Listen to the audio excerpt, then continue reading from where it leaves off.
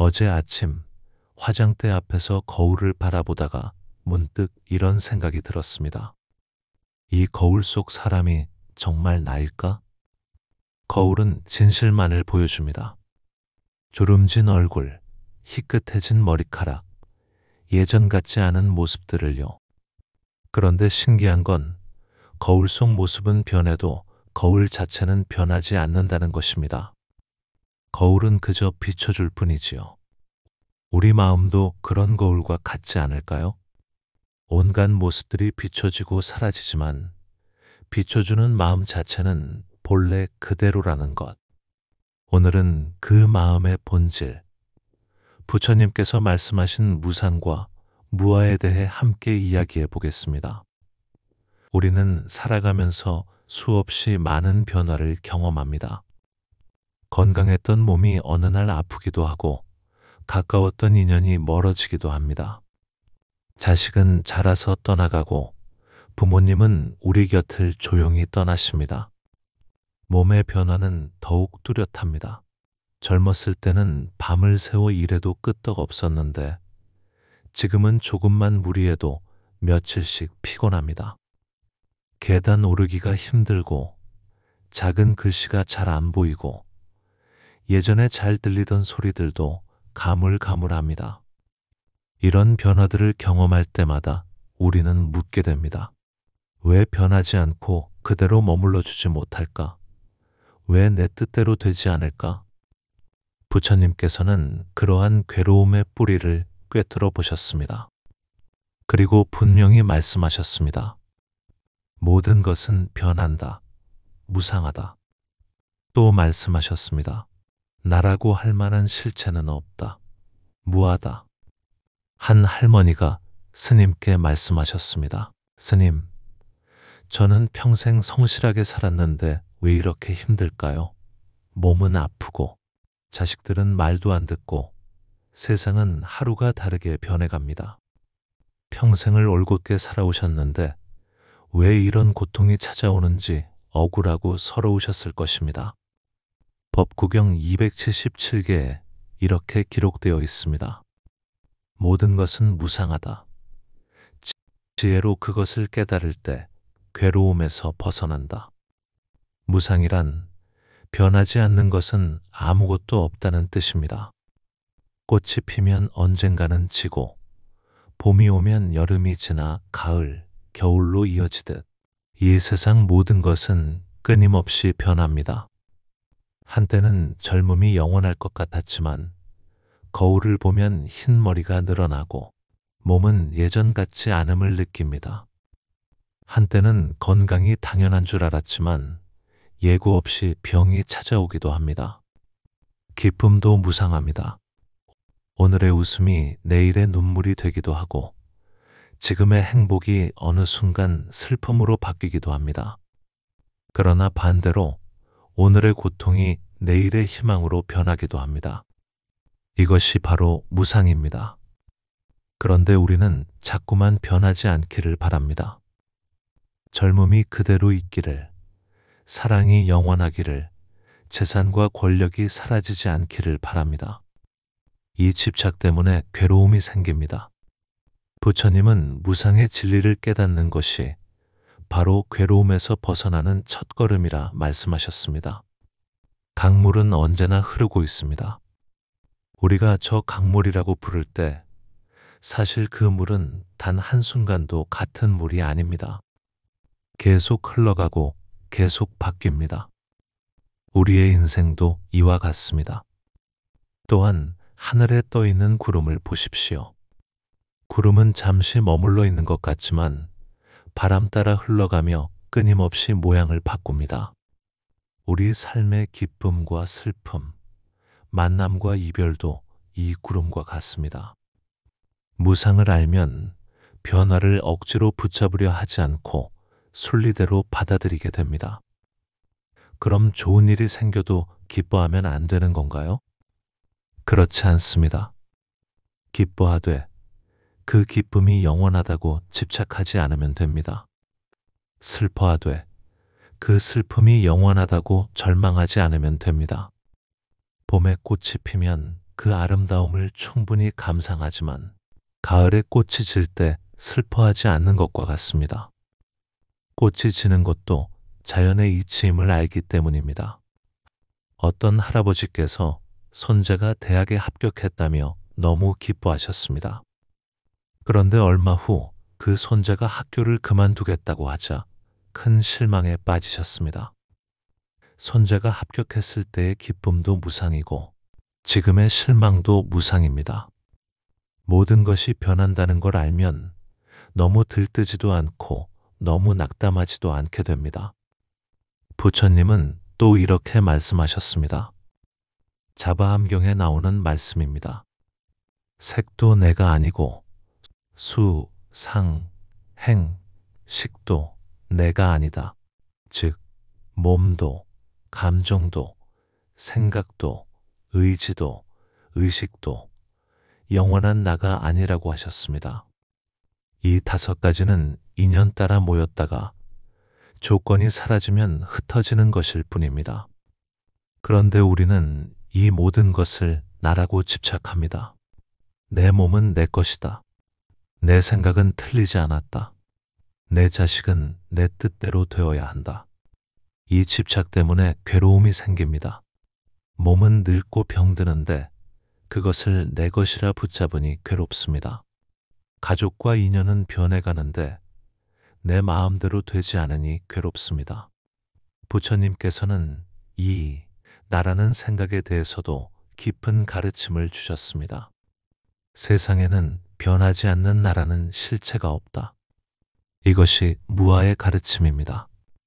처음 이 말을 들으면 이해하기 어렵습니다. 나는 여기 있는데 나라는 게 없다고? 하지만 찬찬히 들여다보면 깨닫게 됩니다.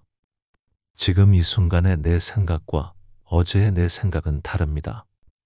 지금 이 순간의 내 감정과 1시간 전의 내 감정은 다릅니다.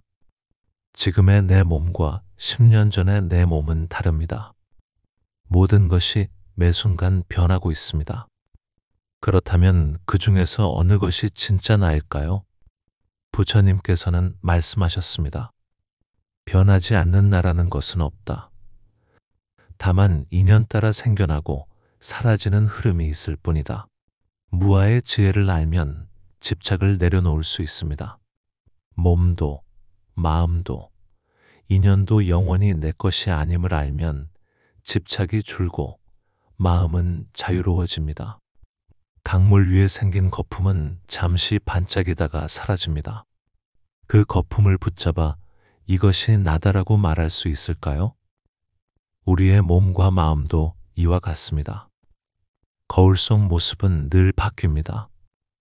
머리카락 색깔도 표정도 나이도 변합니다. 하지만 거울 자체는 변하지 않습니다.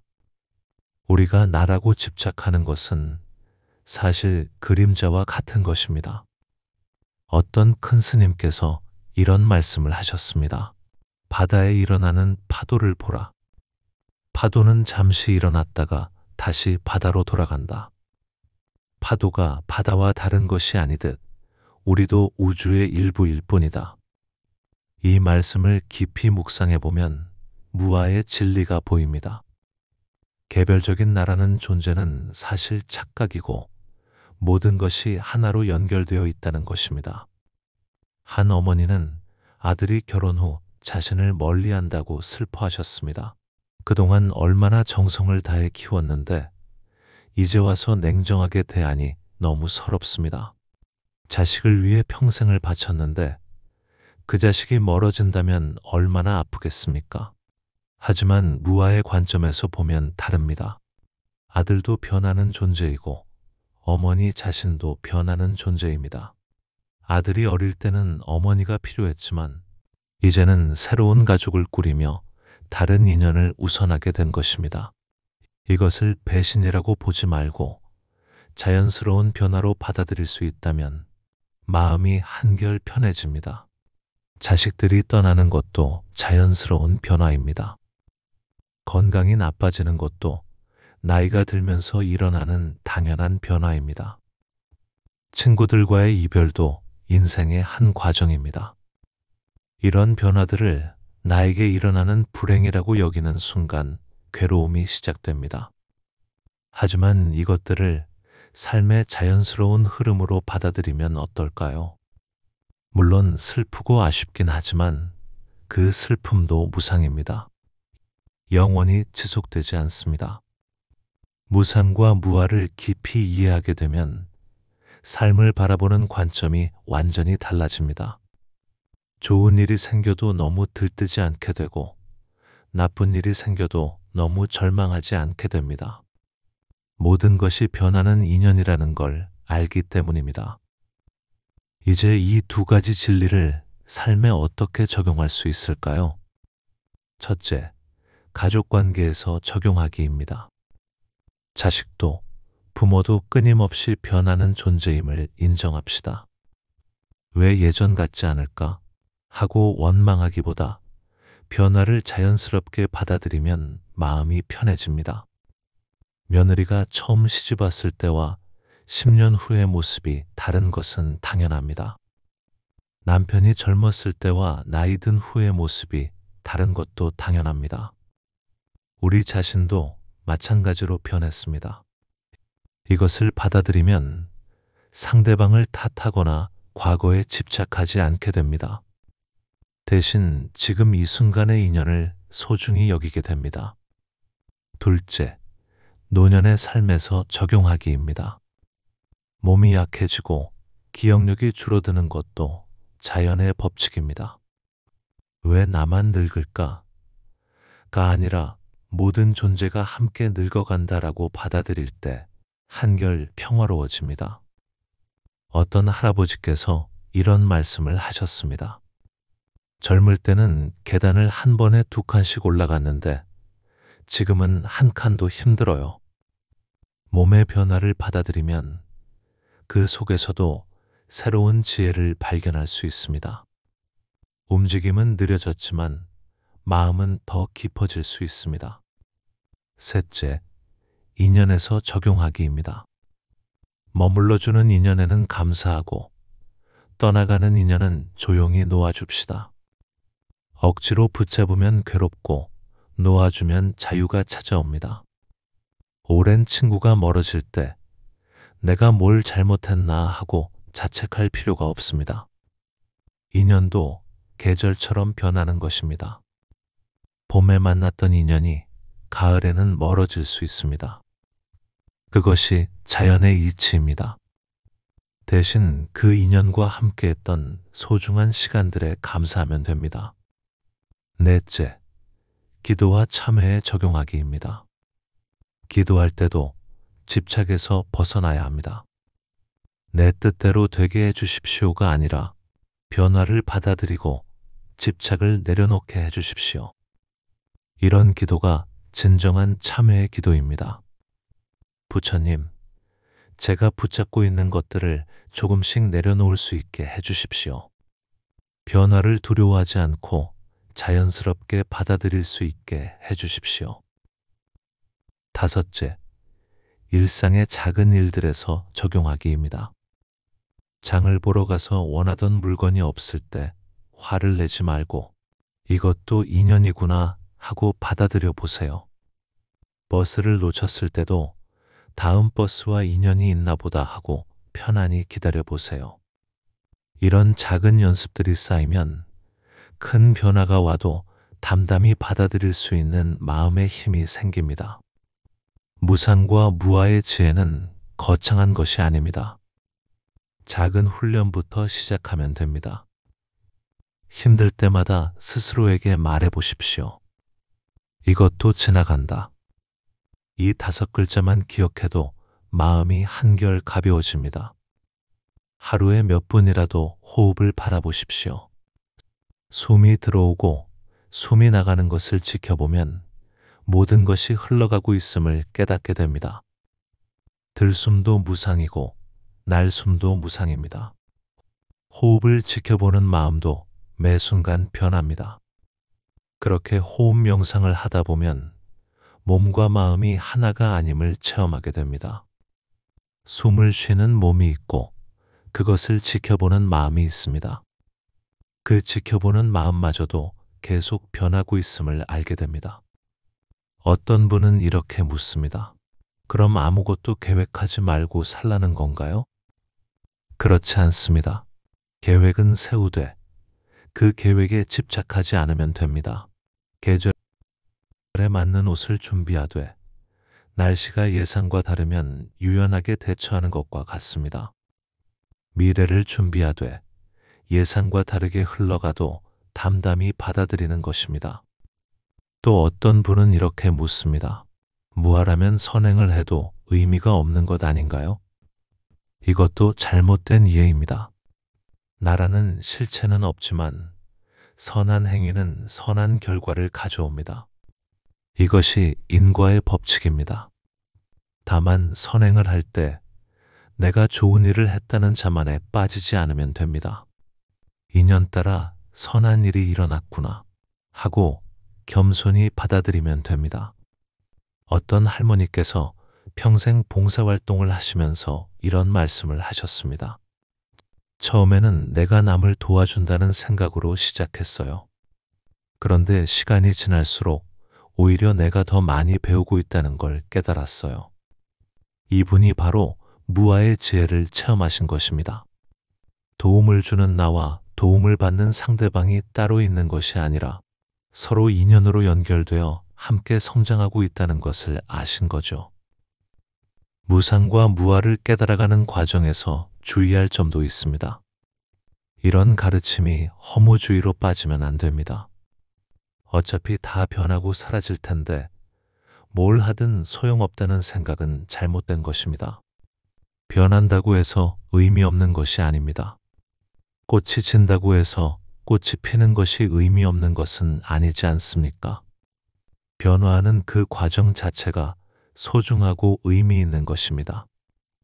또한 무아를 잘못 이해해서 책임감을 포기해서도 안 됩니다. 나라는 게 없으니까 내 책임도 없다는 것은 잘못된 생각입니다. 오히려 무아를 깨달으면 모든 존재에 대한 자비심이 커집니다. 부처님께서는 무상과 무아를 깨달으신 후에도 45년 동안 중생들을 위해 법을 설하셨습니다. 자신이 없다고 해서 아무것도 안 하신 게 아니라 더욱 적극적으로 자비를 베푸셨습니다. 매일 밤 잠자리에 들기 전에 하루를 돌아보는 시간을 가져보세요. 오늘 하루 동안 무엇에 집착했는가? 어떤 변화를 받아들이지 못했는가? 이렇게 자신을 돌아보는 것만으로도 큰 수행이 됩니다. 그리고 내일 아침에는 이렇게 다짐해 보세요. 오늘 하루도 모든 것이 변한다는 걸 기억하자. 좋은 일이 생기면 감사하되 집착하지 말고 힘든 일이 생기면 받아들이되 절망하지 말자. 때로는 무상과 무아의 가르침이 차갑게 느껴질 수 있습니다. 하지만 이것은 냉정한 가르침이 아니라 가장 따뜻한 자비의 가르침입니다. 왜냐하면 이 가르침을 통해서만 진정한 자유와 평화를 얻을 수 있기 때문입니다. 집착에서 벗어나는 순간 우리는 비로소 진정한 사랑을 할 수 있게 됩니다.